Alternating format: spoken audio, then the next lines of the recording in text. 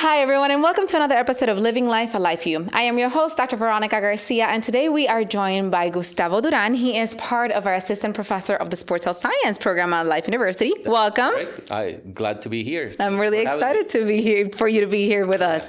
So, Gustavo, where are you from? I'm from Costa Rica. Costa Rica. So not Puerto Rico, Costa Rica. Costa Rica, yeah. It's not an island. It is actually a country, part of the big land of man. Of Central America, guys. Central America.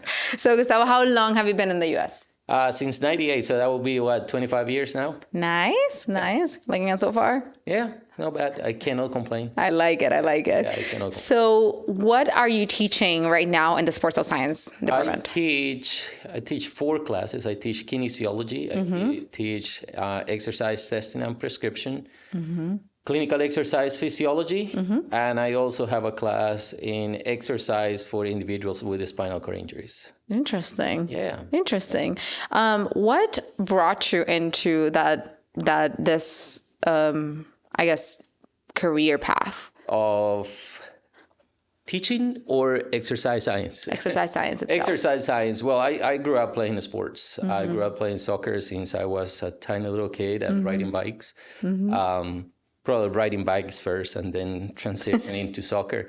But soccer is been my passion all this time. And I just like to be also active and healthy. So that really was the big push to just find a career that will keep me on that same field. Yeah. Specifically about exercise and the science of it, it really is linked a little bit more to my dad. Shortly after I moved to the States, little did I know that I really was going to be using the skills that I was learning with my dad.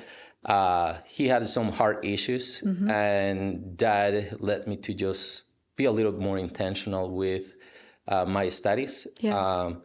And that really is what drove me to really pay a little more attention in school and work a little bit harder, because I could see firsthand how I could actually be helpful. And being helpful to someone you care about, it actually was a little bit more, had a little bit more of a punch, a little bit more of a drive, gave me a little bit more of a drive to just keep trying. Yeah, purpose. Yeah. That's beautiful. So you do have experience, so I'm told, you do have experience on working with people with disabilities and paraplegias and plasias and whatnot. Talk to me about that experience itself. So I work at a hospital not far from here in downtown Atlanta that specializes in spinal cord injuries and brain injuries. Okay. We did deal with other neurological conditions, but it was mainly, my area was mainly with spinal cord injuries and brain injuries. Okay. And I just got the opportunity to see how driven they are. You know, they are 98%, if not higher, of the individuals that we were serving were or are wheelchair bound. They will never walk again. They will never experience life again the same way. And for many people, that may be a little bit saddening. It will make it hard for them to deal with life, you know.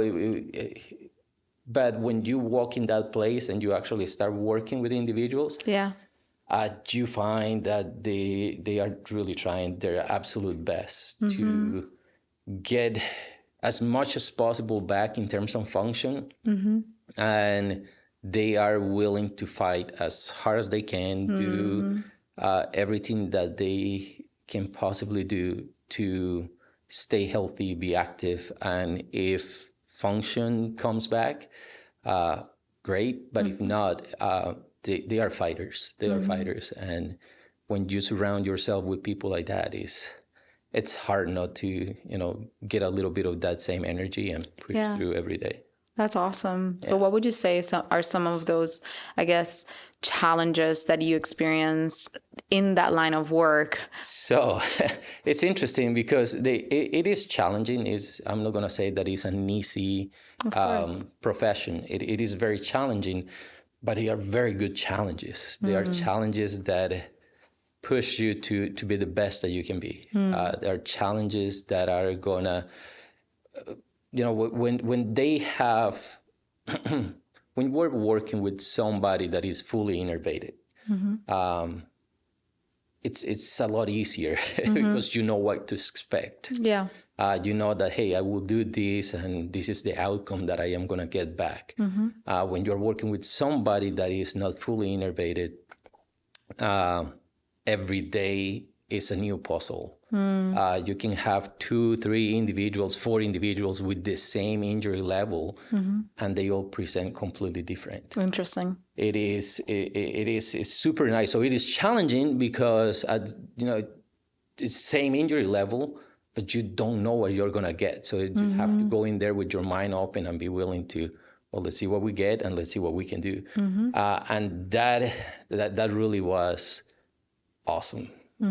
Because it seriously is, this is going to sound bad, but it's almost like opening a new present every day. Yeah. Because it's just, you don't know what you're going to get. And to get the opportunity to help these individuals, it's nice. It really is nice because you can see in their faces, you can see that every little bit that they get whenever they can accomplish a small goal that we take for granted many times, it is so meaningful to them.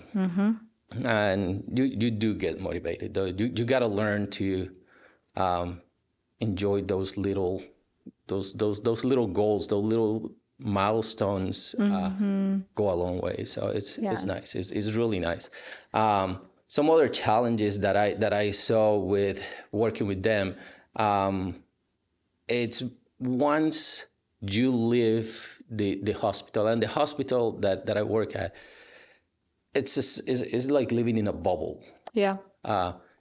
Everything is 100% accessible. The doors are super wide. The elevators open super slow and close super slow.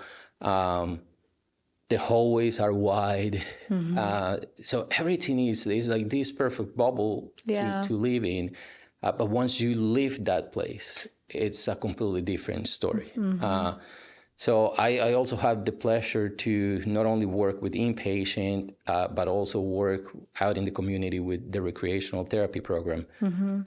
My job was to introduce them to sports, to adaptive sports. And it was definitely challenging when you go out into rural areas and you realize that there is so much need. There is so much that can be done, but they live a place where they have absolutely everything that they need to a place where they have nothing. So that was challenging, and tried to help them realize, okay, so how are you going to do life outside of this bubble? How are you going to stay physically active so that the secondary complications that are attributed to the injury, that they don't get to actually happen? So all of those things were very challenging. Yeah. But again, it's one of those that you go and you see them a couple of months later, and you see that they are still, thriving. They're still trying hard.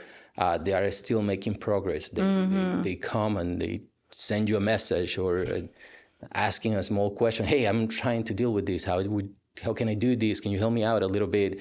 Those are little things that really help you to see that the work that we're doing, it actually is making a difference. Yeah. So yes, they are challenges, but they are actually very good challenges. Yeah. That's always a question that comes to me, like, well, yeah, they are challenges, but there's some good challenges. Yeah. Because it always brings the best, not only out of them, but also out of me. Yeah, so, that's beautiful. It sounds almost like the rewards are more, like, have more weight than the actual challenges themselves. Yeah. And you have to be very creative. Yeah. In problem solving. Yeah. So that is challenging when you have to just keep thinking about different ways to do things. But at the same time, it's a very good challenge because you are not getting stagnant. You have to be, always reading, always learning a little something. Adapting.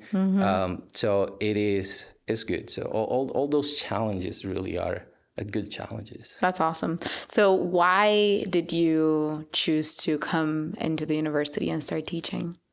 I did realize that, one, I couldn't do that my whole life. It's the job is very physically demanding. And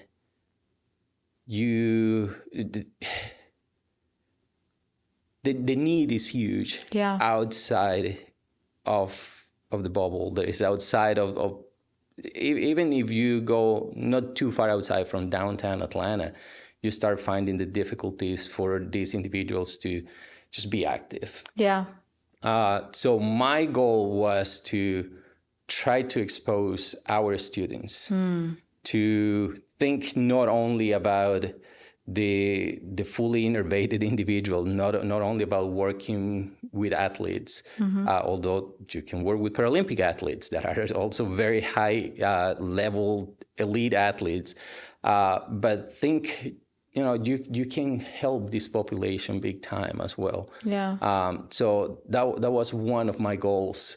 When I ventured into spinal cord injuries, I really wasn't prepared to work with the spinal cord injuries. That's not something that we learn in school about.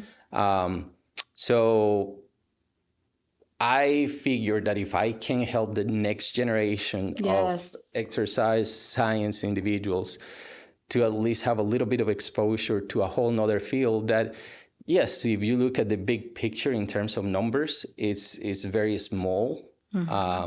It's about 18,000 new cases every year. A little under 500,000 individuals live with spinal cord injuries. Right now in the United States, when you see that they need so much help and that there is so little, then I just want to get more people to think about a different group of individuals that they have maybe not thought about working with, and that the help is needed. That's amazing. If you look at the history of a spinal cord injury, it's been a subspecialty under neurologists. It has been around only for 28 years now. 1995 is when it was introduced as a subspecialty. Yeah. So there are so many questions still about how to better deal with the spinal cord injuries. So that was my goal. Just try to do something like that. Also, this may be a plug for somebody, I don't know who. I would love to see an adaptive sports program here. I came to Life University as a soccer athlete. And in Atlanta, we have two of the largest organizations for people with spinal cord injuries. We have the Shepherd Center. And we also have Blaze Sports, which is for kids 18 and under, all adaptive sports. And as far as I know, which the last time I actually looked at this was about 2 years ago, there is only one university in the state of Georgia that has an adaptive sports program. So one of my goals will be one day to be able to see just a sport, wheelchair racing, wheelchair tennis, hand cycling, I don't know, something that this campus, this place will open the doors to those individuals that want to still be competitive, want to be good athletes, that have everything that it takes to be as competitive as anybody else. So hopefully one day we'll have one of those teams right here. That's a beautiful goal. I like it. I like that we just spoke it into existence. Well, I think that you are an amazing resource for the students that we have in the sports health science department, because it being such a young department as well, just to have the exposure of understanding that there's a career outside of just working with athletes, high level athletes or collegiate athletes and whatnot, but to take a step back and think, hey, there's a whole new venture because we don't know what we don't know, right? Exactly. And you're that resource. So I am really grateful to you for bringing your life experiences into the classroom setting and to allowing those conversations to happen, because they're uncomfortable conversations because they're not being held every day, but they're still very important conversations. So thank you for coming back to the university and doing that. No problem. Glad I did it. Me too. So far. Me too. Well, thank you so much for your time today. I hope that the rest of the quarter goes amazing. I'm really excited for the journey that you have at the university, and I do hope that you may be the person that starts off that new program at Life University. Who knows? I'm just throwing things out there. That's it. That's all we can do, right? Absolutely. Yeah. Absolutely. Hopefully Jamie will hear me, and then she will start thinking. Jamie. Well, thank you so much. Hope we have a beautiful rest of your quarter. You are amazing, and good luck in all your ventures, and good luck with your patients and your clients and your students and all the beautiful things. All right. Thank you very much. Alrighty. Have a beautiful day, guys. We'll see you in the next episode of Living Life, A Life For You. Bye.